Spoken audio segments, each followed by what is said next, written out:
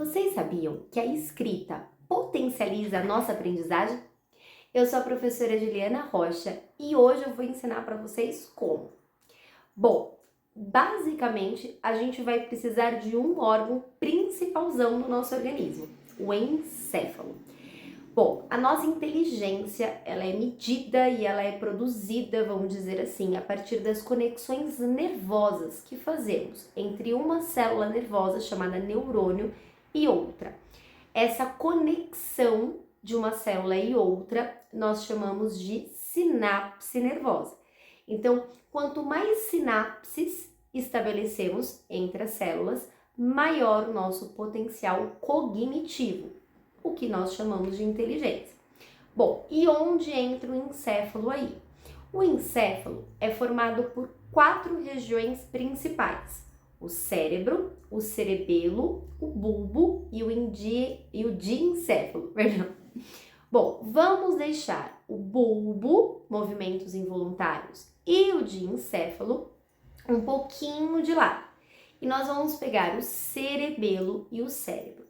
O cerebelo, ele é responsável pela coordenação motora, ou seja, na hora que você digita, por exemplo, ou na hora que você está escrevendo, né, digitando com as mãos lá no celular, você não está ativando muito o cerebelo. Aliás, quase nada. Agora, na hora que você escreve manualmente, você ativa. Então, a primeira diferença tá aí. Na hora que você digita, na hora que você só presta atenção numa aula de um professor seu explicando, por exemplo, na hora que você estuda só lendo, você só está ativando o cérebro, que é a maior parte do encéfalo, tá? Você só vai conseguir atingir o cerebelo manualmente. Bom, primeiro ponto. Segundo ponto, quando a gente compara as conexões nervosas de uma pessoa que digita pelo celular ou só presta atenção, nós temos menos pontos cerebrais ativos. Isso porque a maior parte do lobo desenvolvido e estimulado é o lobo occipital, o da visão.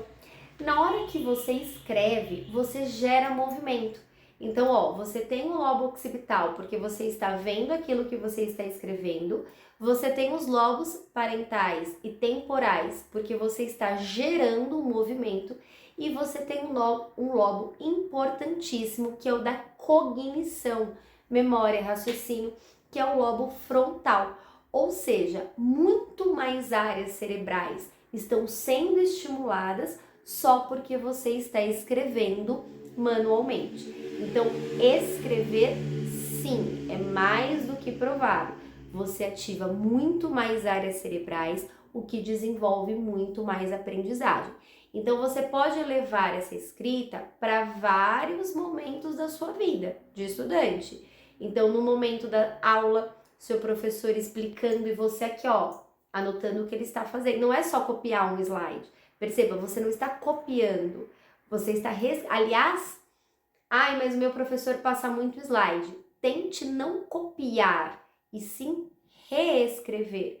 Claro que tem alguns conceitos que não tem como você reescrever, né? Você tem que colocar o conceito que realmente é, escrever a palavra como ela realmente é. Mas muitos slides de professores, por exemplo, não colocam o significado do conceito. O aluno vai lá, anota o conceito e acabou. Não, tenta colocar algumas informações que o seu professor dá. Não só assista, não só seja passivo de ouvir a aula. Seja ativo. Puxa uma seta, coloca um exemplo que ele deu agora na hora, que ele lembrou, né? Coloca uma observaçãozinha lá que ele falou também. Não só anota, isso cai na prova, isso não cai, né? Coloque informações pertinentes e só de vocês puxarem essas setas e só de vocês escreverem, vocês já estão reforçando a aprendizagem ali, no momento que você está entendendo a aula. Agora, naquele momento ativo de você estudar na sua casa, porque o estudo tem que ser individual e ativo, naquele momento seu de estudo, faça resumos. A arte de resumir também é muito boa para aprendizagem. Olha quantas cognições você tem. Você está lendo o texto, está fortalecendo a sua habilidade de síntese, de saber o que é importante.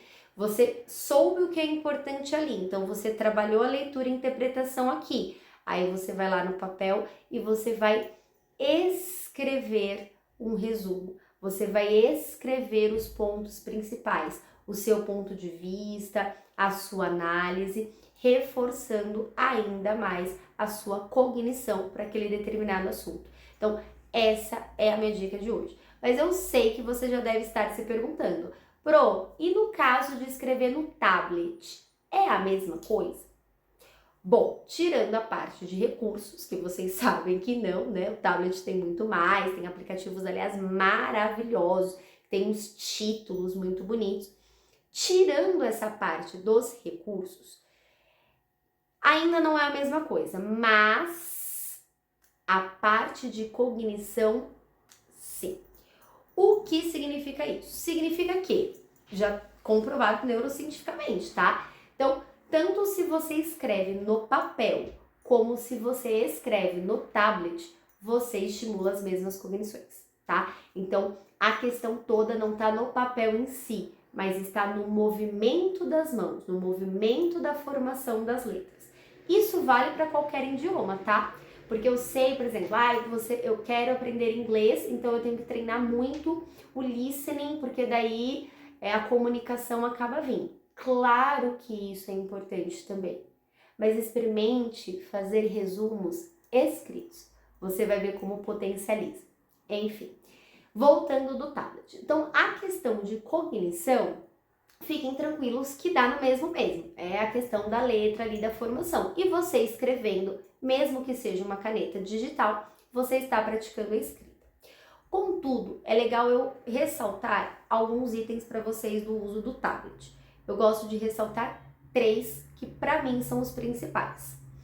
O primeiro não é um estudo, né? É um estudo publicado pela Universidade de Tóquio, só que assim, não é um estudo tão conclusivo, a gente precisa de outros estudos para ter uma certeza maior do que eu posso passar para vocês, mas no estudo na Universidade de Tóquio, eles viram que a resistência, a pequena diferença de resistência entre a caneta digital e a tela, entre a caneta física e o papel, pode sim gerar menos cognições, principalmente não associada à memória, tá? Associada ao cerebelo, à coordenação motora, principalmente no começo. Ou seja, no começo que você vai usar, aquela resistência, a forma de você escrever muda consideravelmente. Então, isso pode gerar menos respostas nervosas. Mas, com o tempo, você se acostumaria. Por isso que eu falo, precisaria de mais estudos para que a gente visse a médio ou longo prazo se isso interferiria mesmo de uma forma maior, tá? Mas, a princípio, essa resistência do papel parece interferir sim.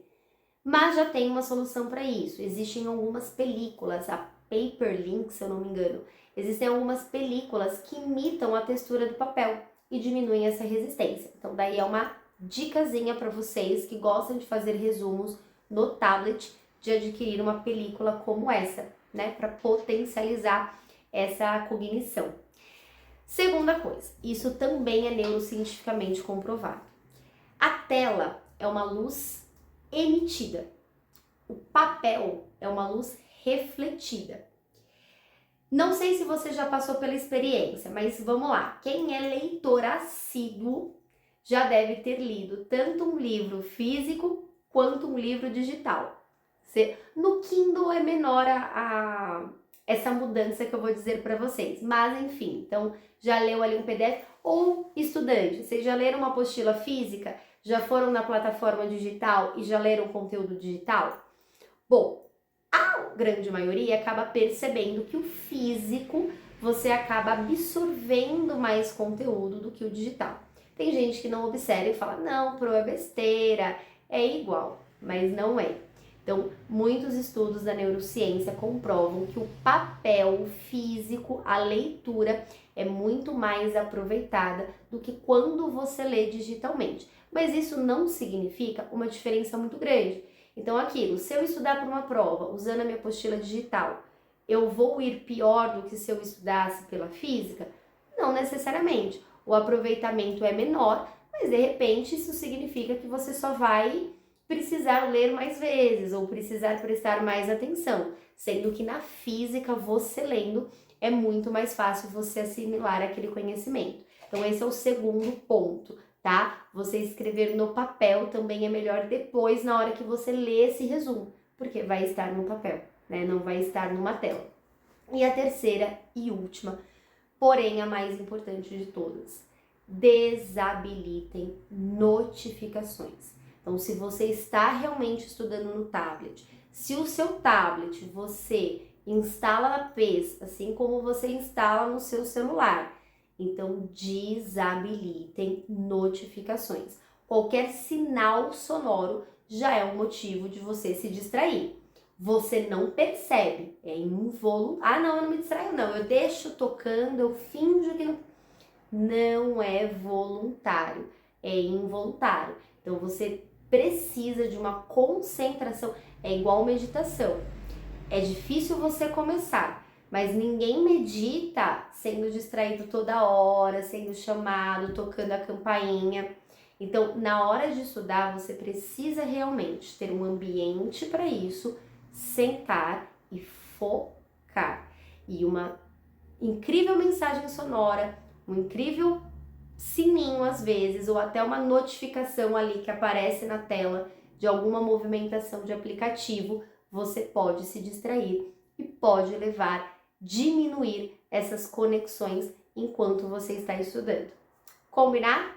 Bom, fico por aqui. Escreva no comentário se vocês têm alguma dúvida a respeito desse assunto ou se vocês têm alguma sugestão de tema que eu possa trazer aqui para vocês. Um beijo e até o próximo vídeo.